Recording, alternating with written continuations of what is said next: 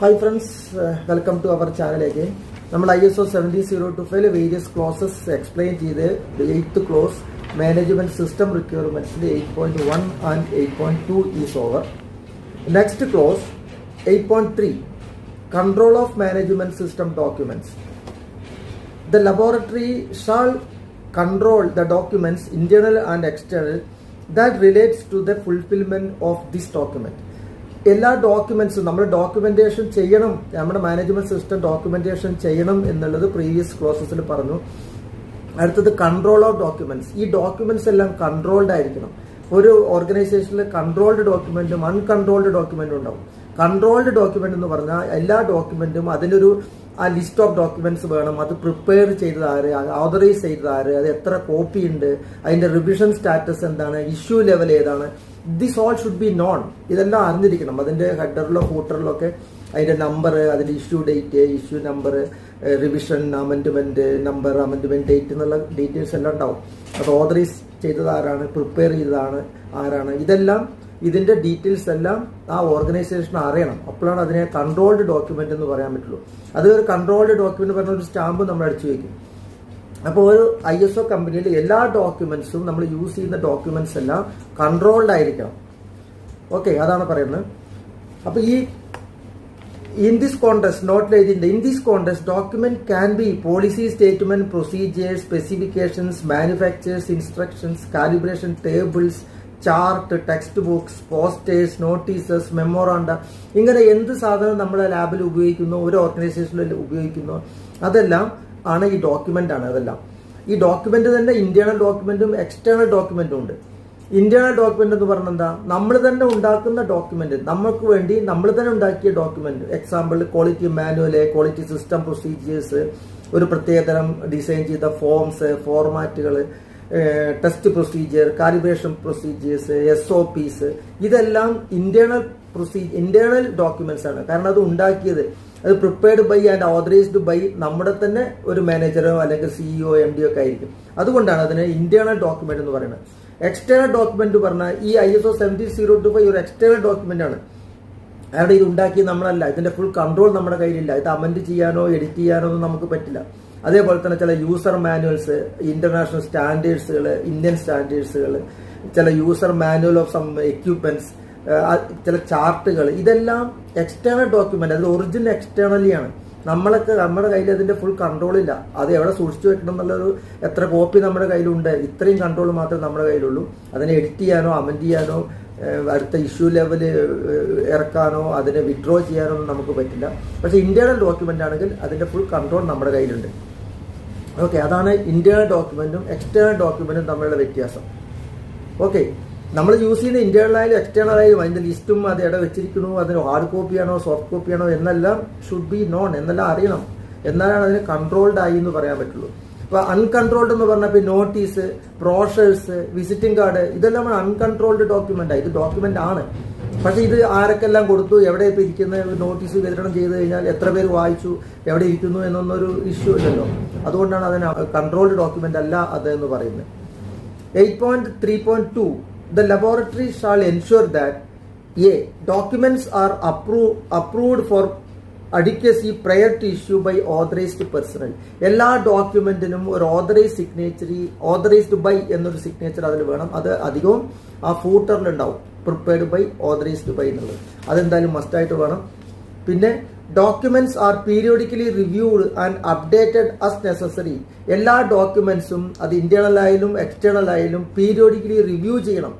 അപ്പൊ റിവ്യൂ ചെയ്യണം എന്തിനാ, ഈ ചിലപ്പോൾ ചില എക്സ്റ്റേണൽ ഡോക്യുമെന്റിന്റെ അതൊക്കെ വിഡ്രോ ചെയ്തിട്ടുണ്ടാവും, പുതിയ ഡോക്യുമെന്റ് വന്നിട്ടുണ്ടാവും, പുതിയ റിവിഷൻ വന്നിട്ടുണ്ടാവും, അല്ലെങ്കിൽ ഓൾറെഡി ഉള്ള ഡോക്യുമെന്റിൽ അമെന്റ്മെന്റ് വന്നിട്ടുണ്ടാവും. അപ്പൊ നമ്മളിതൊന്നും അറിയാതെ അമെന്റഡ് ആയിരുന്നു, ഈ ഡോക്യുമെന്റ് ഇപ്പോഴും റെലവന്റ് ആണെന്ന് വിചാരിച്ച് അതനുസരിച്ചിട്ട് നമ്മൾ വർക്ക് ഇവിടെ ചെയ്തുകൊണ്ടിരുന്നാൽ അത് തെറ്റാവും. അതുകൊണ്ടാണ് അപ്പോൾ ഇന്ത്യൻ സ്റ്റാൻഡേർഡ് ആണെങ്കിൽ ബ്യൂറോ ഓഫ് ഇന്ത്യൻ സ്റ്റാൻഡേർഡിന്റെ വെബ്സൈറ്റിൽ പോയി നോക്കണം, ഈ ഡോക്യുമെന്റ് ഈ IS സ്റ്റാൻഡേർഡ് ഇപ്പോഴും റെലവന്റ് ആണോ. പിന്നെ നിങ്ങളുടെ ISO ആണെങ്കിൽ ISOന്റെ സൈറ്റിൽ പോയി നോക്കണം. അങ്ങനെ അത് ആരാണോ ഇറക്കിയിരിക്കുന്നത്, ആരാണോ അത് റിലീസ് ചെയ്തിരിക്കുന്നത്, അതിന്റെ ആ റെലവന്റ് വെബ്സൈറ്റിലോ അല്ലെങ്കിൽ എവിടെ പറ്റുന്ന വെച്ചാൽ അവിടെ പോയി നോക്കിയിട്ട് നമ്മളത് കൺഫേം ചെയ്യണം, whether it is still there, അത് റെലവന്റ് ആണെന്നും അത് അതിനാണ് നമ്മൾ റിവ്യൂ ഓഫ് ഡോക്യുമെന്റ്സ് എന്ന് പറയുന്നത്. ഇപ്പോൾ ഇന്റേണൽ ഡോക്യുമെന്റ് ആണെങ്കിൽ റിവ്യൂ ചെയ്യണം. നമ്മുടെ പ്രൊസീജിയേഴ്സ് ഉണ്ടാവും, നമ്മുടെ ക്വാളിറ്റി മാനുവലോ ക്വാളിറ്റി സിസ്റ്റം പ്രൊസീജിയറോ കാലിബ്രേഷൻ പ്രൊസീജിയറോ ടെസ്റ്റിംഗ് പ്രൊസീജിയറോ ഒക്കെ ഉണ്ടാവും. ആ പ്രൊസീജിയറും നമ്മൾ റിവ്യൂ ചെയ്യണം വർഷത്തിൽ ഒരിക്കലെങ്കിലും. അതിനാണ് റിവ്യൂ ഓഫ് ഡോക്യുമെന്റ്സ് എന്ന് പറയുന്നത്. കാരണം ചിലപ്പോൾ ഈ പോളിസിയും പ്രൊസീജിയറൊക്കെ മാറ്റേണ്ടതായിട്ടുണ്ടായിരിക്കാം. പുതിയ സംഭവ വികാസങ്ങൾ, പുതിയ കണ്ടുപിടുത്തങ്ങളൊക്കെ വന്നിട്ടുണ്ടാവും. പുതിയ സ്റ്റാൻഡേർഡ്, എക്സ്റ്റേണൽ സ്റ്റാൻഡേർഡ് മാറിയിട്ടുണ്ടാവും. അപ്പോൾ അതിനനുസരിച്ചിട്ട് നമ്മൾ നമ്മുടെ ഇന്റേണൽ സ്റ്റാൻഡേർഡ് മാറ്റണം, ഇന്റേണൽ പ്രൊസീജിയർ മാറ്റണം. അപ്പോൾ അതുകൊണ്ടാണ് എല്ലാ ഡോക്യുമെന്റ്സും whether it is internal or external that should be reviewed periodically. Periodicity നിങ്ങൾക്ക് ഡിഫൈൻ ചെയ്യാം. നിങ്ങൾ കൊല്ലത്തിലോ എല്ലാ വർഷവും ചെയ്യുന്നു, 6 മാസം ചെയ്യുന്നൊക്കെ നിങ്ങൾ ഡിഫൈൻ ചെയ്തു. പക്ഷെ നിങ്ങൾ റിവ്യൂ ചെയ്തിരിക്കണം. റിവ്യൂ ചെയ്തു എന്നതിൻ്റെ ഒരു ഡാറ്റ, ഒരു റെക്കോർഡ് നിങ്ങളുടെ ഫയലിൽ വേണം. Changes and the current revision status of documents R identified.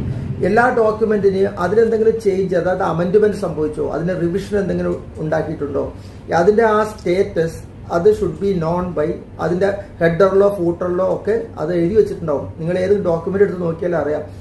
Issue number, issue date, revision number, revision date, amendment number, amendment date എന്നൊക്കെ പറഞ്ഞിട്ടുള്ള ഇൻഫർമേഷൻ ഉണ്ടായിരിക്കും. അപ്പോൾ അത് നിങ്ങൾ എന്തായാലും നോട്ട് ചെയ്യണം. അത് ഉണ്ടായിരിക്കണം എല്ലാ ഡോക്യുമെന്റിലും.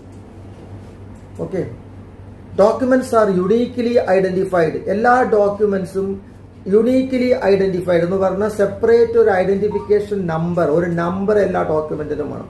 അപ്പോൾ ആ ഡോക്യുമെന്റിൽ ഒരു നമ്പർ വേറെ ഡോക്യുമെന്റ് ഉണ്ടാവാൻ പാടില്ലെന്നർത്ഥം. അപ്പോൾ IMS QSP 01 dated some date, ഇങ്ങനെ ആ ഡീറ്റെയിൽസ് എല്ലാ ഡോക്യുമെന്റിലും വേണം. The unintended use of obsolete documents is prevented and suitable identification is applied to them if they are retained for any purpose. Obsolete document, obsolete എന്ന് പറഞ്ഞാൽ കാലഹരണപ്പെട്ട document. ഇപ്പൊ നമ്മൾ പുതിയ ഒരു ഇഷ്യൂ ഇറക്കി കഴിഞ്ഞാൽ, ഇഷ്യൂ നമ്പർ 1 ആണ് ഇതുകാലം യൂസ് ചെയ്തുകൊണ്ടിരുന്നത്, അതിൽ കുറെ മാറ്റങ്ങളൊക്കെ വരുത്തിയപ്പോൾ നമുക്ക് ഇതിനെ വിഡ്രോ ചെയ്യും. നമ്മൾ ആ ഇഷ്യൂ നമ്പർ 1 ഈസ് വിഡ്രോൺ, എന്നിട്ട് ഇഷ്യൂ നമ്പർ 2 റിലീസ് ചെയ്തിട്ടുണ്ടാവും. അപ്പൊ ഇഷ്യൂ നമ്പർ 1 കുറെ തെറ്റുകൾ ഉള്ളത് കൊണ്ടാണ് അതിനെ മാറ്റിയത്. ഇപ്പൊ ഇഷ്യൂ നമ്പർ 2 വന്നു. അപ്പൊ ഇനിയും ആ ഇഷ്യൂ നമ്പർ 1 നിങ്ങൾ ടേബിളിന്റെ മുകളിൽ വെച്ചാൽ അത് നോക്കിയിട്ട് ആൾക്കാർ അറിയാതെ തന്നെ കാര്യങ്ങൾ എന്തെങ്കിലും ചെയ്തു എന്ന് വരും. അതാണ് unintended use of obsolete document. That should be prevented. അപ്പൊ എന്താ ചെയ്യണത്, അതിന് സ്യൂട്ടബിളി അതിന് അവിടെ എടുത്ത് മാറ്റണം. ഇനി ഇൻ കേസ് അത് അവിടെ എവിടെയെങ്കിലും വെക്കുകയാണെങ്കിൽ തന്നെ അതിന് ഒബ്സലീറ്റ് എന്ന് പറഞ്ഞിട്ട് ഒരു സ്റ്റാമ്പ് അടിച്ചു വെക്കും. അപ്പൊ എല്ലാ ലാബിലും നിങ്ങൾ പോയി നോക്കിയാൽ കാണും, അവിടെ ഒരു control copy, master copy, obsolete എന്നൊക്കെ പറഞ്ഞിട്ട് സ്റ്റാമ്പുകൾ ഉണ്ടാക്കി വെച്ചിട്ടുണ്ടാവും. അത് ഈ പർപ്പസിനാണ്. ഈ ഒബ്സലീറ്റ് എന്നുള്ള സ്റ്റാമ്പ് അടിച്ചിട്ട് നിങ്ങൾക്ക് അത് വേറെ സ്ഥലത്ത് വെക്കാം. ഇനി ആവശ്യമുണ്ടെങ്കിൽ ഒന്ന് റെഫർ ചെയ്യാൻ, കാരണം അതനുസരിച്ച് നമ്മൾ കാര്യങ്ങൾ ചെയ്തതാണല്ലോ. 8.4 കൺട്രോൾ ഓഫ് റെക്കോർഡ്സ്. നമ്മൾ കൺട്രോൾ ഓഫ് ഡോക്യുമെന്റ്സ് ആണ് ഇപ്പോൾ പറഞ്ഞത്. എല്ലാ ഡോക്യുമെന്റും കൺട്രോൾ ഓഫ് റെക്കോർഡ്സും അതേപോലെ നമ്മൾ കൺട്രോൾ ചെയ്യണം നമ്മുടെ റെക്കോർഡ്സ്. ഇപ്പൊ ഡോക്യുമെന്റും റെക്കോർഡും തമ്മിൽ വ്യത്യാസമുണ്ട്.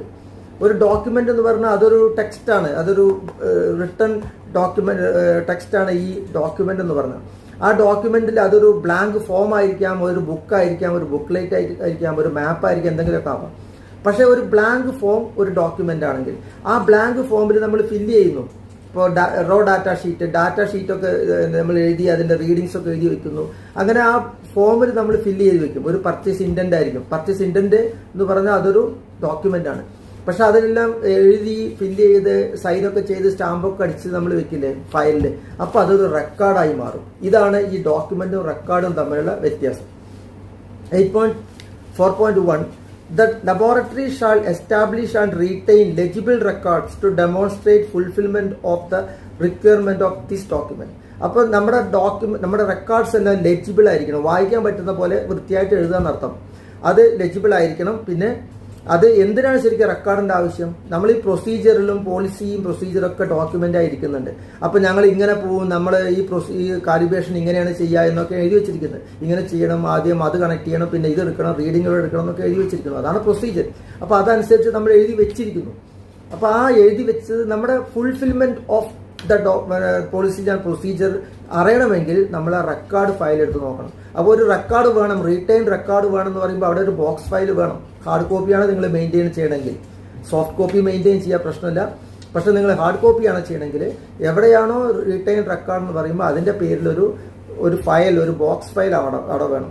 അപ്പോൾ അതിന് കസ്റ്റമർ കംപ്ലൈന്റ് ആയിരിക്കാം, review request, tenders and contracts ആയിരിക്കാം, നിങ്ങളുടെ quality check, recalibration, replicate, ILC, PT പറഞ്ഞ കാര്യങ്ങളായിരിക്കാം.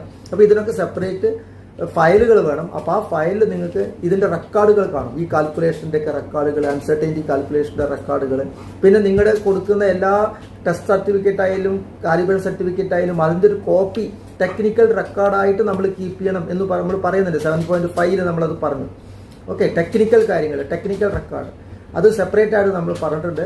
ഈ റെക്കോർഡ് എന്ന് പറഞ്ഞാൽ എല്ലാ റെക്കോർഡിനെ കുറിച്ചാണ് 8.4 പറയുന്നത്. അത് ടെക്നിക്കൽ ആവാം, നോൺ ടെക്നിക്കൽ ആവാം. Okay, 8.4.2, the laboratory shall implement the controls needed for the identification, storage, protection, backup, archive, retrieval, retention time, and disposal of its records. The laboratory shall retain records for a period consistent with its contractual obligations. Access to these records shall be consistent with the confidentiality commitments and records shall be readily available.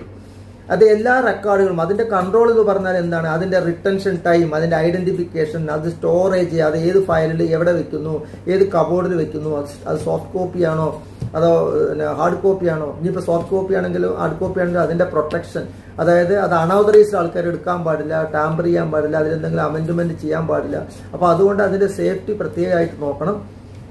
അത് അങ്ങനത്തെ ഒരു എൻവിറോൺമെൻറ്റിൽ വേണം അത് സൂക്ഷിക്കാൻ നിങ്ങളുടെ റെക്കോർഡുകൾ. പിന്നെ അതിൻ്റെ ഡിസ്പോസൽ, അതിൻ്റെ ആവശ്യം കഴിഞ്ഞ് കഴിഞ്ഞാൽ നിങ്ങളത് എങ്ങനെയാണ് നശിപ്പിക്കാൻ പോകുന്നത് എന്നുള്ളത്, കത്തിച്ച് കളയും ചില റെക്കോർഡ്സ്, എന്തൊക്കെയാണ് ചെയ്യേണ്ടത്, എത്ര കൊല്ലം ഓരോ റെക്കോർഡും സൂക്ഷിക്കും, ഇതെല്ലാം നിങ്ങളുടെ പ്രൊസീജിയറിൽ നിങ്ങൾ എഴുതി വെച്ചാൽ മതി. കൺട്രോൾ ഓഫ് റെക്കോർഡ്സ് കൊണ്ട് പ്രൊസീജിയർ ഉണ്ടാക്കുക. അതിൽ ആ ലിസ്റ്റ് ഓഫ് റെക്കോർഡ്സ് ഉണ്ടാവും. ആ ഫയലുകളെല്ലാം ഓരോ ഫയലും എത്ര കാലം സൂക്ഷിക്കും എന്ന് നിങ്ങൾ അതിൽ എഴുതിയാൽ മതി. ആ പ്രശ്നം തീർന്നു. Okay, thank you very much. അപ്പോൾ ഷെയർ ചെയ്യുക, ലൈക്ക് ചെയ്യുക. Thank you for watching our video.